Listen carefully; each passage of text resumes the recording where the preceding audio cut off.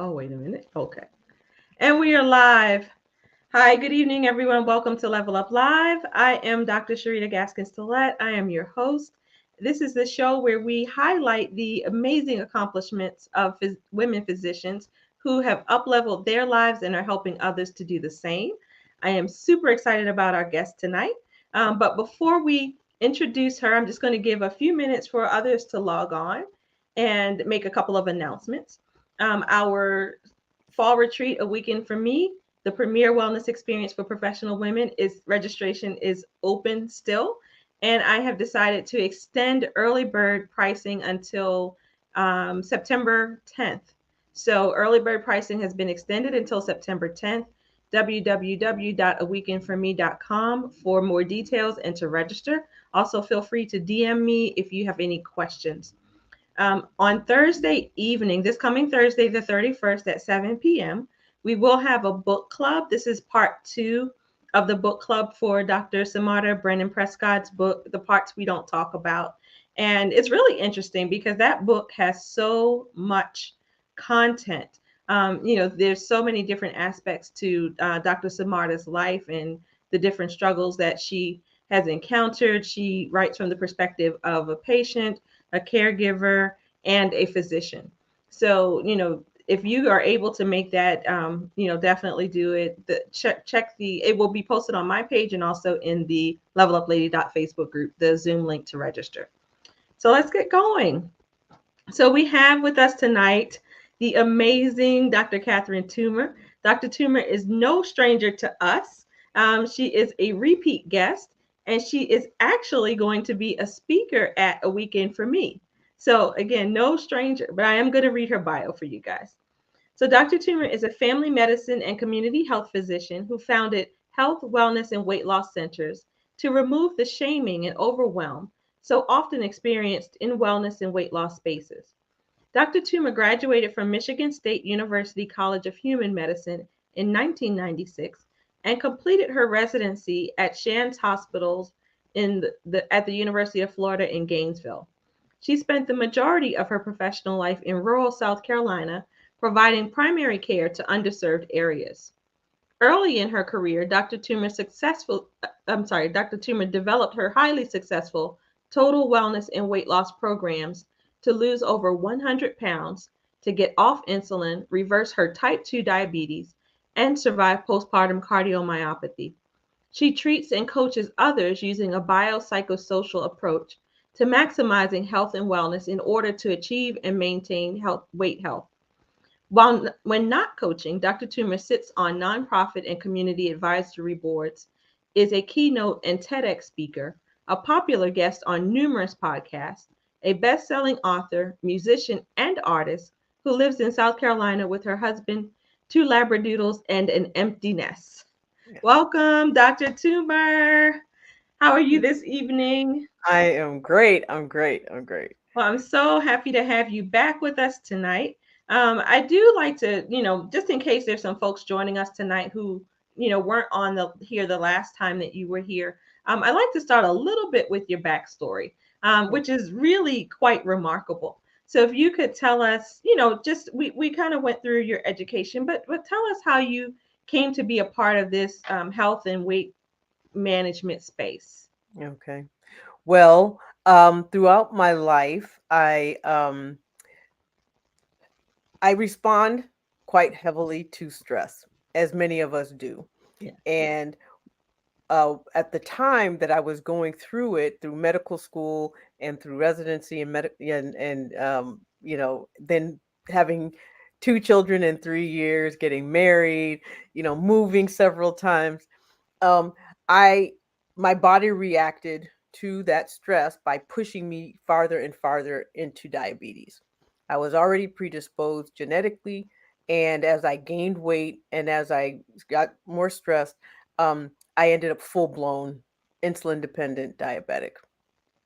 And now of course we understand that a little bit more, but this was over 22 years ago when we really hadn't understood the hormonal contributions to obesity. Sure. And so I went into congestive heart failure right after my daughter was born. and my ejection fraction was 15%. For those of you who know, 55% is usually normal, 55 to 65%, and mine was at 15. And I was given about a 50% chance of living 5 years, and I needed help to survive. I wanted to see my babies grow up. Yes. And so I sought help, but no one wanted to touch me because of my heart. Everyone knew the high mortality rate in postpartum cardiomyopathy, and they said, focus on your heart. But that was the one thing I couldn't control was my heart. Sure. So I sought ways of being able to control my health, and I knew that if I got my diabetes under control, then I could, um, at least try to lose some weight, and that would at least give my heart less to do. But when I tried, I had no motivation. I mean, none. And I'm looking at my babies thinking, what is wrong with me? Why can't I get motivated to do what I need to do in order to get better? And realize that I was severely depressed. I had postpartum depression, I had cardiac depression. I already Mm. had chronic depression from all the stress from I had been under.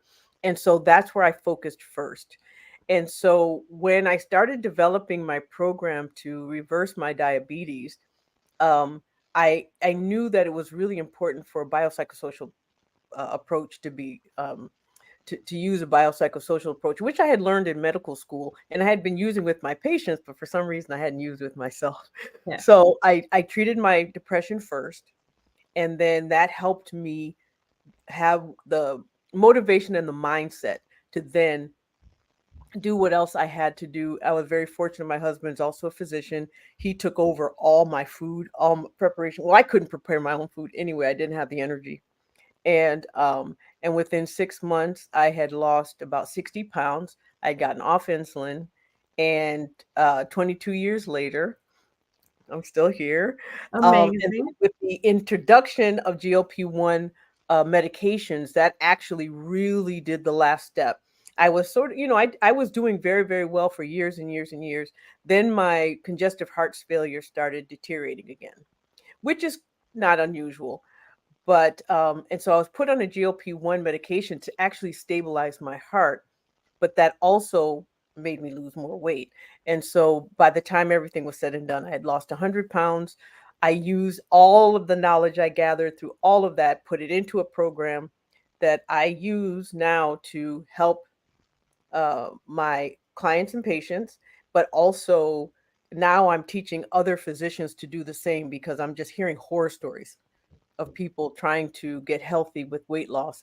And I just thought, you know what? I have this knowledge, I'm going to share it. Wow. Okay, so there is so much in this story.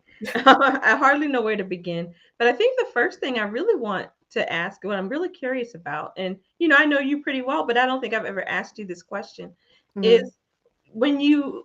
when back then when you were trying to develop your program, what kind of research did you do? How did you stumble on the secret sauce that helped you Mhm. to lose that amount of weight in that short amount of time without being able to exercise?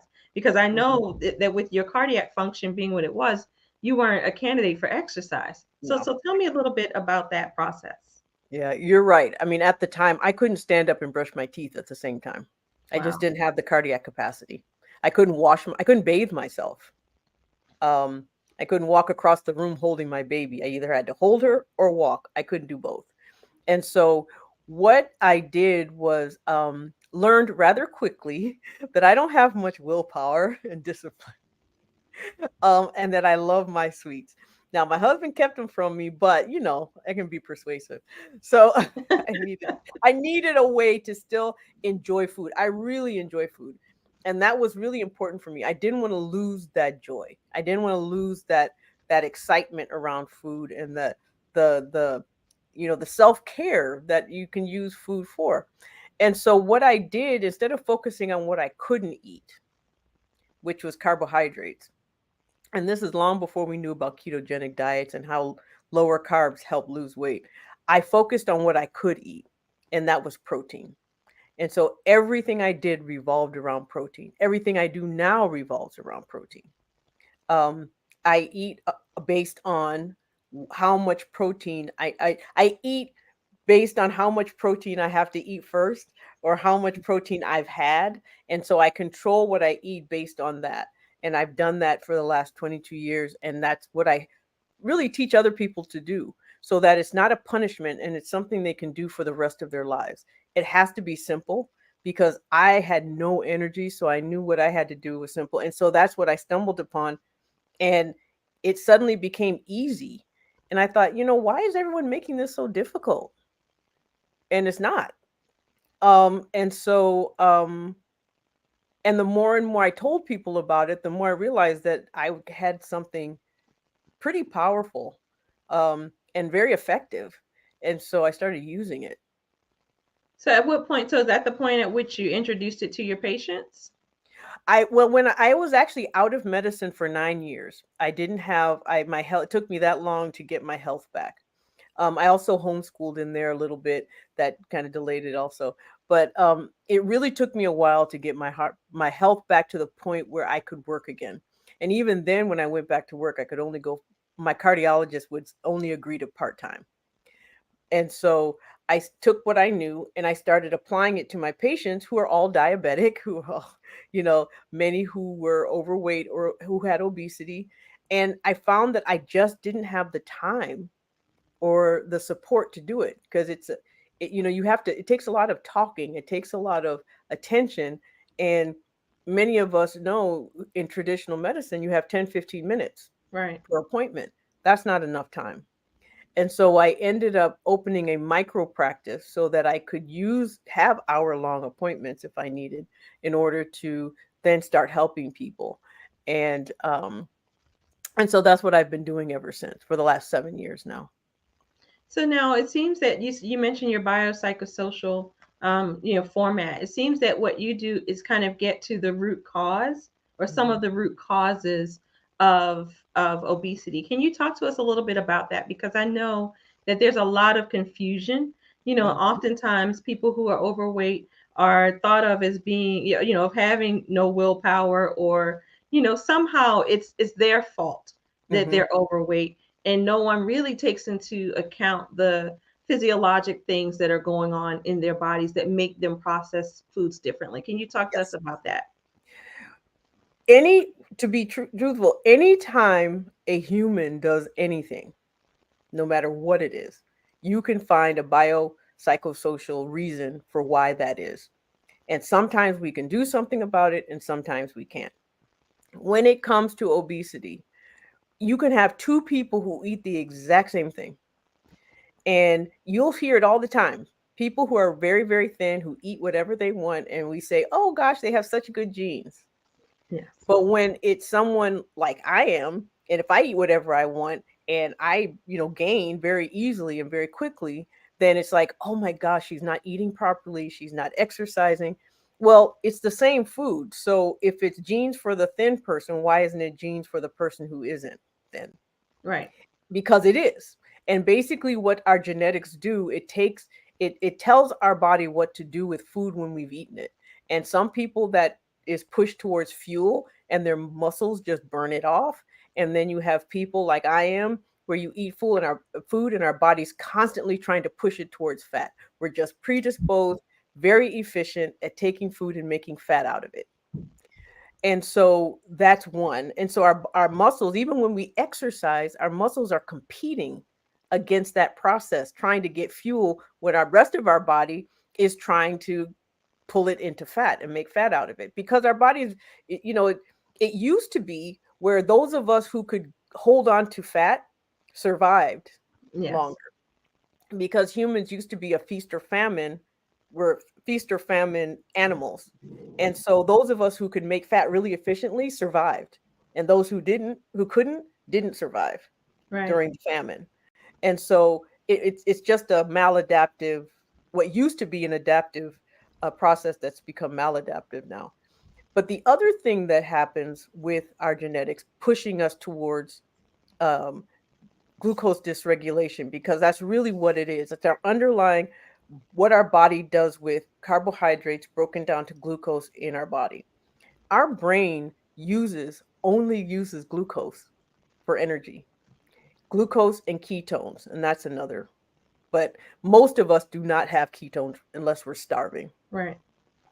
And so our brain loves glucose, and glucose is our brain's drug.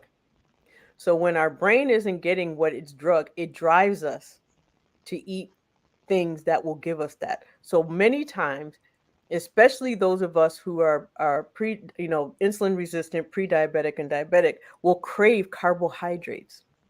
We crave carbohydrates, sweets, potato chips, bread, but we crave those things during stress also.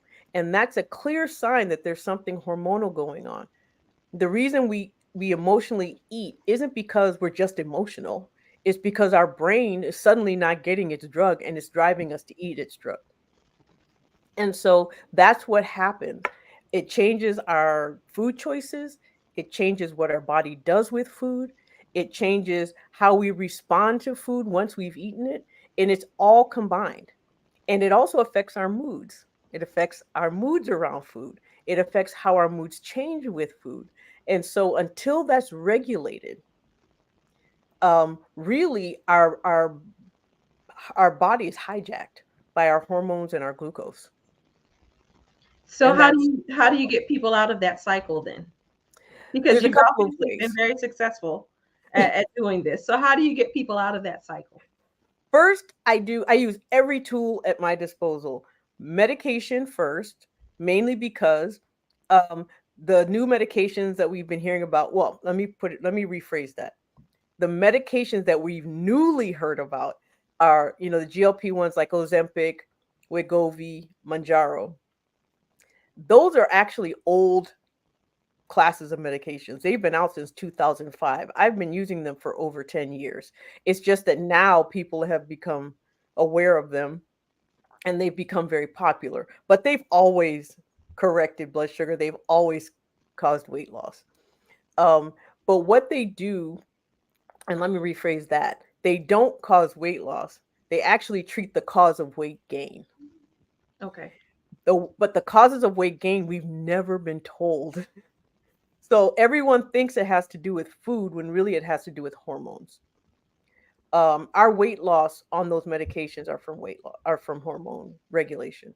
And so what I do is I start there so that it helps us understand our body's cues. We don't know when we're hungry. We can't tell when we're full. We can't tell when, our body's had enough of something because our brain has not been regulated. And so the medications help to regulate that. And then suddenly it's like, oh, I'm not hungry. Or I've eaten enough and I'm not hungry anymore. And I won't just keep eating because of some other process going on. Right. And so you start there. And then once your body is no longer competing with fat cells, trying to drive everything you eat to fat cells, suddenly you can use that food as fuel. And then you start doing other things. Exercise, because suddenly now your muscles are working more efficiently. So you can exercise and it Right. matters. The other is that your moods are stabilized because suddenly your blood sugars are making your moods go like this. And so your mood stabilized. And so you're not emotionally eating anymore. Um, the other is that it changes all the things that cause weight gain so that you can start focusing on using all your pillars for weight loss. And and then over time, if there's a there has to be a condition underlying, otherwise the Right. medications don't work. And I say this to everyone: if you take Tylenol when you don't have a headache, what happens? Nothing. Nothing. Yeah. So it's the same thing with these medications. You can't lose weight on them unless there's an underlying process going on. So okay, so that brings a question that I don't think I've asked before either. So are there some people for that you feel like don't have an underlying hormonal um, etiology for their weight gain? Rarely. Okay. It's very rare. Um, because everything is being driven by either hormones, it's some either psychosocial or it's biopsychosocial. So if you remove the biology, there's still a psychosocial reason. Sure. And that psychosocial reason can still be addressed and still be treated. Okay. And so, and the social part can be very strong. Family gatherings are around food, Yes. friend gatherings are around food. Yeah. We associate food with happiness, not just sadness. Right. Thanksgiving is an emotional eating time. Yeah. And so um there can be, but um interestingly, with people, and it's not very many, maybe like 2% of people, it's a little harder because it is more of a pleasure center reaction to food. And that becomes more of an addiction. And then it becomes a different way of treating. Okay. All right. So now tell us about some of the results that you've seen in your patients. Um, Although, now, one of the reasons why I say weight health instead of weight loss is mainly because what I see in my patients are an improvement of their overall health, whether they lose weight, a lot of weight or not. Sometimes that weight is the weight of life, resting on their Sure. shoulders, and they've gotten rid of that. And so to me, that weight loss is just as important as the weight on a scale. Right. But having said all that, I have had anyone people lose, come to me for not even for weight loss. They've come to me for weight loss. They're like, something's not right. I'm gaining weight in a weird place, but they're not overweight at all. They're just kind of trying to nip it in the bud, either because they're hitting menopause, or suddenly they've moved, their stress is changing their body to certain things. And when we check, it's like they're not overweight at all. They just are Mhm. over fat. It's like their fat to muscle Okay. ratio is off. Sure. And so Sure. all I do is help them shift their fat to muscle. And then they start feeling better. Their energy level goes up and that. So there's those people. And then anywhere for 5, 10, 15, 20. I've had the most, I think, is 150 pounds. Oh, wow. And that was someone who had had gastric bypass, lost 300, gained back 150, and then I helped them lose that 150 again. Okay. So now you mentioned at the outset that you've now branched into helping other physicians Hmm. to add weight management to their practices. What prompted you to do that, and what is that process? Well, what prompted me was to first become someone to help people was because I was shamed so much when I was trying to find help. How did you get this way? How did you let yourself do this? You're a doctor. You should have known better. I was going into congestive heart failure. I went to a physician. I went and said something's wrong, and I was told, "Well, of course you're fat." I mean, essentially, that's what I was told. You're fat. I mean, you just had a baby. Of course you're tired. Of course you're short of breath. Of course you're this. And I was going into heart failure. Right. No. And I'm thinking, whoa, if someone had just listened to me, then I would have, I could have, it would have been caught 2 weeks earlier. Yes. So when I started practicing, I said, you know what? I want to make sure that this doesn't happen. And so, and often when having conversations with my patients, they're like, you're the first doctor who's been nice to me about this. Yes. I I mean, and thought, that's something really I found too in my practice. mm-hmm, I had a patient who one that I remember in particular who was overweight, and she said the reason that she liked coming to me was because I didn't judge her and I didn't say mean mm-hmm, things to her about her weight. yep, And so, I think for us as physicians too, we have to be cognizant of the power of our words and the mm-hmm, impact that has on our patients. yes. We really have to check our bias and our privilege and Yes, our prejudice. And there is thin privilege. Don't let anybody, there really is. yes, People who have never had to struggle with weight loss really just don't understand the psychosocial impact of being overweight and having obesity has on a person societally. right, Society just really just like you don't have much worth. It's like you can't do anything about it because then it's like you're cheating, and if you don't do anything about it, then you're lazy and you have no discipline. It's just like there's no place for us to go. And so one of the so in my practice, I just just non-shaming is really really really important for me. But as I was helping more and more people, and especially as I started using social media to expand my reach and to start talking to people, mhm, the horror stories. I mean, and the arguments I'm getting into with other physicians. People who should know better, who should know the physiology, who should understand the Well, endocrinology. okay, so I'm going to play devil's advocate for a second. You say that, but I don't really recall learning very much about the treatment of obesity in medical school. We didn't. We learned all the processes, but we didn't learn it in connection to obesity. And that therein lies your answer. Right. That's why Yeah. I teach Yeah. people now, because we don't learn it. It is every single doctor will tell you there have been patients asking them to help them lose weight. Yeah. All of us get asked, and we get the wrong answer. Exercise more, eat less. Right. It doesn't work if there's a underlying hormonal dysregulation, which there always is. It can work in the extreme, but why white knuckle it the whole time? And You're it like won't be, constantly and it's hard to fighting. sustain. It Right. really is.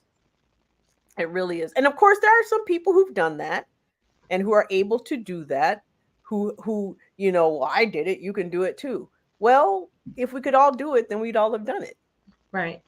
Right. You know, I can't make myself 6 feet tall. I'm 5 feet tall. I'll never be 6 feet tall. Right. That's my genetics. So, why should I ignore my other genetics just and just, only look at the things that I can't change? And I can't change those things. So, what I started doing was teaching other doctors. And so what it is, it's actually a 4-part program. And it starts off with understanding our own bias and our own Mm, prejudice and okay. how to assess it. Not just, oh, you are biased and you are, but am I? How do I know? Well, here, use this tool to determine whether there's some issue. What are your expectations of patients? Why are you interested in you helping patients lose weight? And Love so, and then it's also helping the patient. Those of us who have been overweight, who do have obesity, have been shamed so much that we've internalized it. So even we have attitudes about ourselves that aren't true. And so it's really important to then help your patients with their own bias, with their own prejudice, with their own Right. attitudes about themselves, so that they understand when things happen or don't happen, they stop beating themselves up and making the process harder. And then the second part is how to assess patients physically in their physiology, their biopsychosocial assessment, so that you know how to address each part. It's not enough to just look at the biology. You've got to understand. If someone has anxiety or ADHD or depression, I don't care how much you help them with the biology, the psychology is going to be fighting.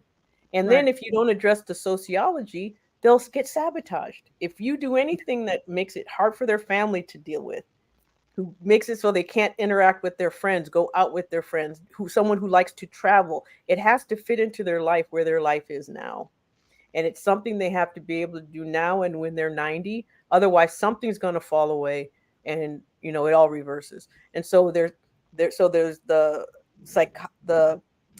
pre-assessment, the assessment, and then the treatment of every pillar. So the medication pillars, the nutritional pillars, the social pillars, psychological pillars, all of those being addressed. And then the final part of it is how to make money. Because, I mean, we can do all that, but if we can't keep our lights on, it doesn't do us any good. And Right. so it's really important to be successful at it.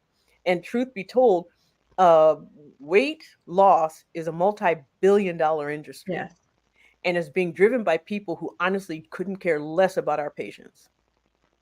They couldn't care about how much damage they're doing to them physiologically. They often don't care how much damage they're doing to them psychologically. They're these extreme measures that they all they do is perpetuate the sense of failure, Right. because they're not realistic and they're too extreme and they're not real life. And so um it's really important then to um help people in a way so that, one, you can get access to them, one, they'll come back and they'll do well, but also so that you can live.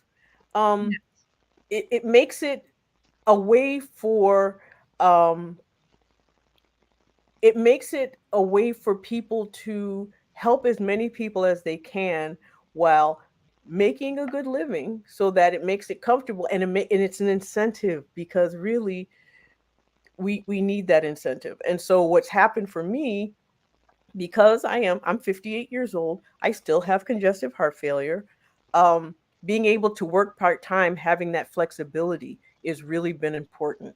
And being a weight loss doctor or weight health physician, as I call myself, has given me that freedom and that flexibility. And so I'm helping other people do that, showing them how they can make money by helping their patients with the process they really, really want and need, and in a way that's complete and comprehensive and compassionate.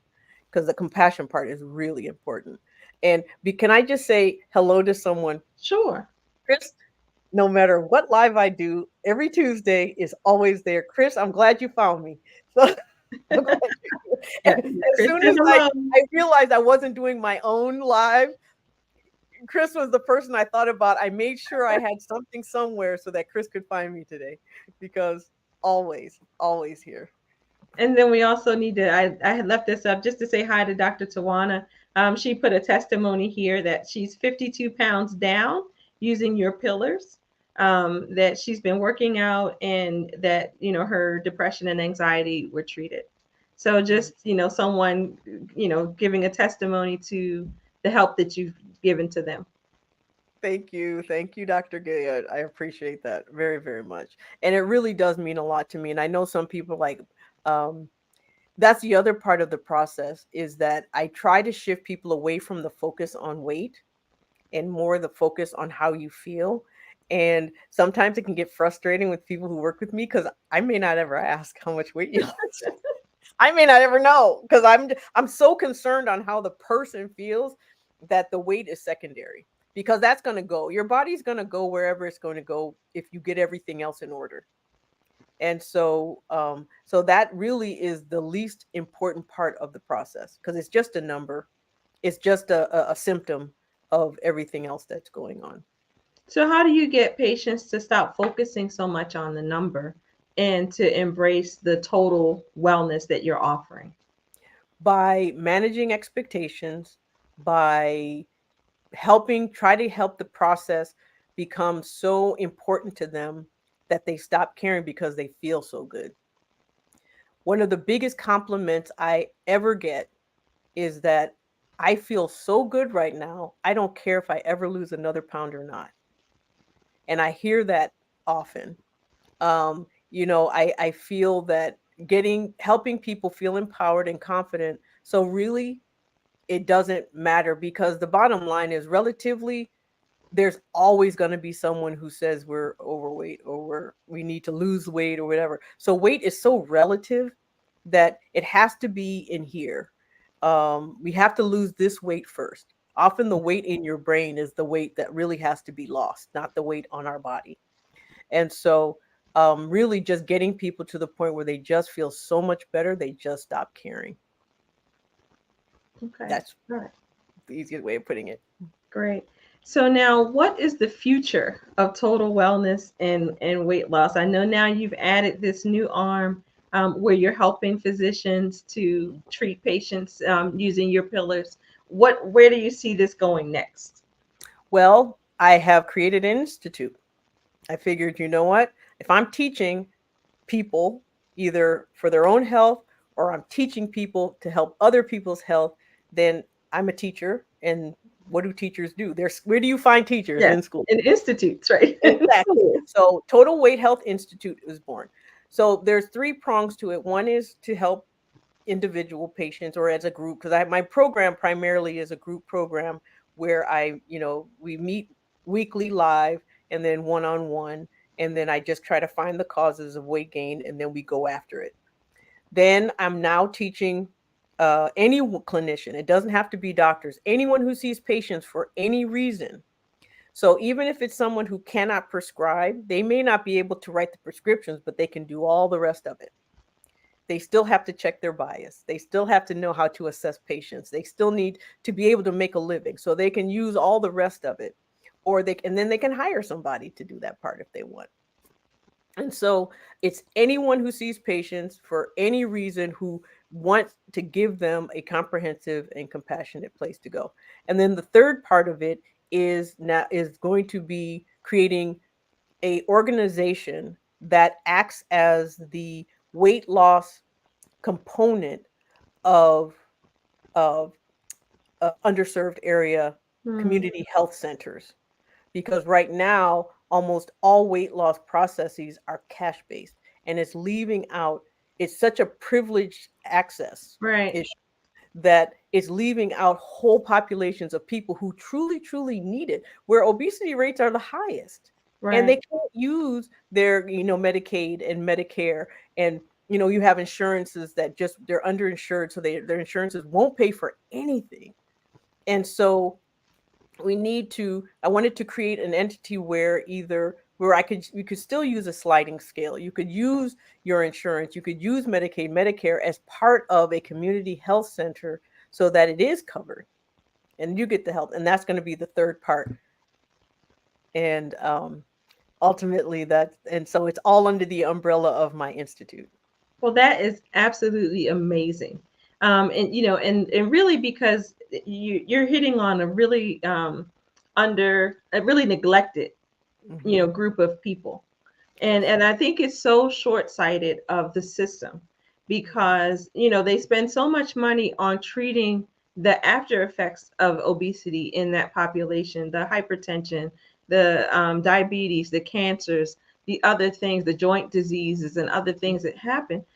I don't, I just, it's like a disconnect. I don't understand why they wouldn't want to Hmm. cover those, cover treatment on the front end and help to Hmm. improve people's quality of life and end up spending less in the long run, it seems to me.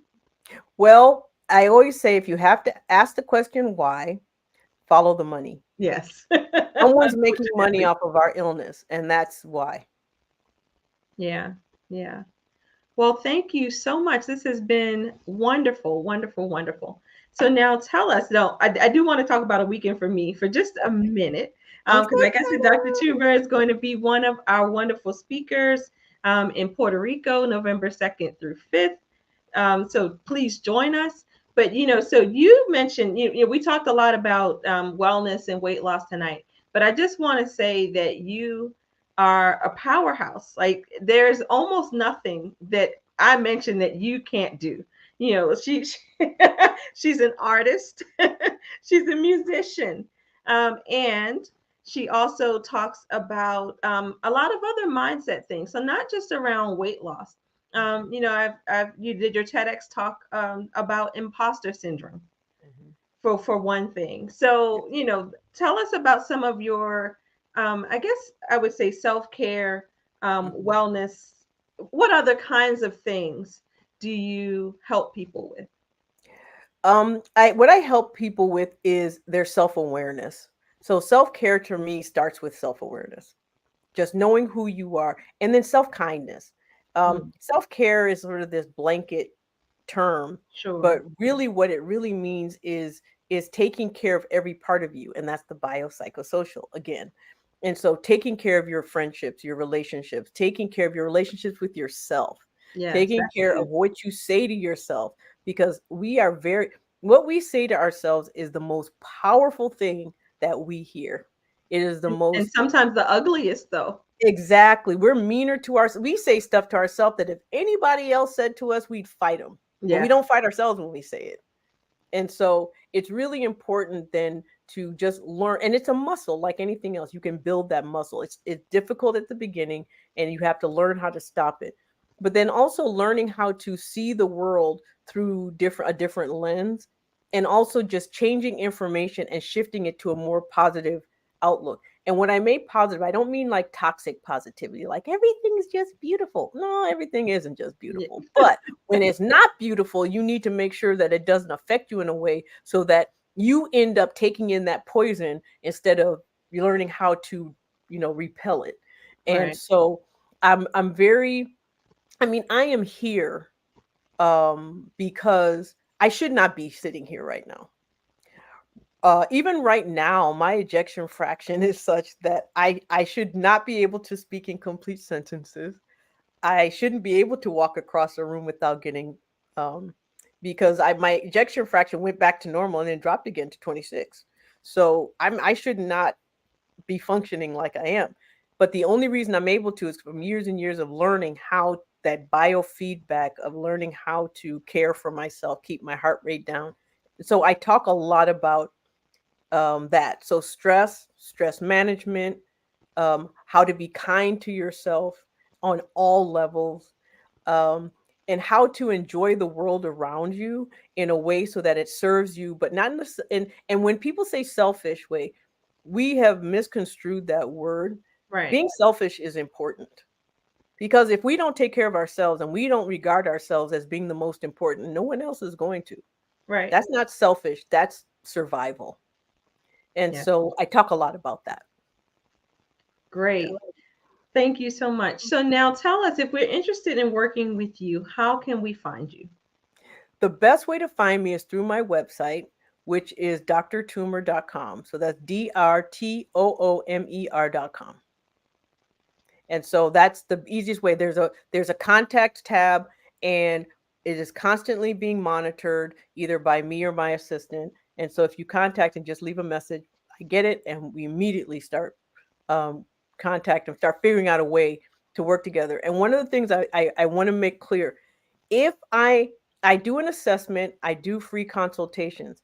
If I don't feel like I'm the best person to help, I will find someone who can. I have a huge network of people that I'm constantly adding to, and I'm always connecting other people to people. Like even now, people are contacting me about my program, and I'm like, you know what? You need to do the business before the business. Here, talk to that person first. Okay. I don't work with people just for the sake of working with them. So if I can't help, I will find someone who can. Okay. So now I like to end on the same question or variation of the same question. And so if there's someone who is looking to up level their weight management, what is the single best thing that they can do? Love themselves. So it Just starts there, understand huh? that you're important enough to be better and feel better and to be healthy and that you deserve it. It's really mindset. Um, and it's nobody else's business. As soon as you tell somebody else, weight loss, weight health is not a spectator sport. Right. And Right. so, you're not going to be sitting on the 50-yard line with a stadium of people around you watching your process. Keep it to yourself. And Yeah. it's not because, and let, if people notice, they notice. Let them notice. But ultimately, it's yours because it's not a linear thing. It's a zigzag, and it's life. So one day you may eat well, but you're feeling lousy. Another day you may feel wonderful, and you're like, you know what? I'm going to eat that donut, and I don't care. So what? That's life. And so, but you don't need somebody over you the whole time going, oh my gosh, what are you doing? I thought you said, Right.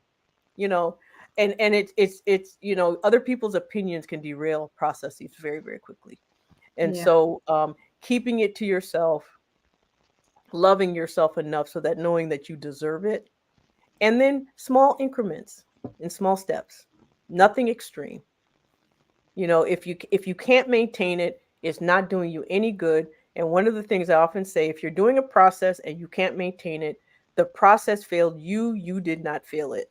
I often hear this, oh, I lost so much weight on Weight Watchers and then I couldn't do it anymore. And so it worked so well for me. Well, no, it didn't. If you gained your weight Right. back, it didn't work for you. But then what kind of, but then what's the damage that gets done to you psychologically in that process? You feel like Because a you failure. right, you blame yourself, right? Exactly. Right, you're a failure. Yep. Yep. We have learned, we have been taught a lie that there are processes out there that are for us, that work for us. And that if we have success on that process, it's the process. But if we don't have success on the process, it's our failure. And that is one of the biggest lies we've been told in this whole weight loss roller coaster that many of us have been on. And so, the truth be told, it's not glamorous. It is not exciting. It is very slow, but it's steady. And in fact, like Dr. Gigard likes to say, slow and steady wins the race. Yeah. And that is really true. It just is. Well, thank you so much. Thank you for coming on. Thank you for all that you do to help so many of us with our, weight management and our wellness, and from busting a lot of the myths.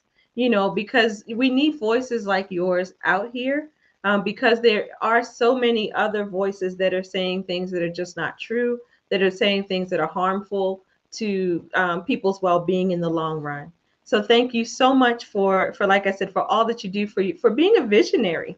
Well, Really, thank you. I love Oh, the wow. institute. I can't wait to see what it becomes and what all the things that are coming afterward. Well, So thank you for having me. I really, because it really is people like you and allowing people like me to have a place to speak really, really helps. And, I would love to be able to put on a retreat. I can't do that. I don't know if I can. Maybe one day I will. But so being you can. allowed to be a part of yours is really important because it gives me that outlet that I otherwise wouldn't have.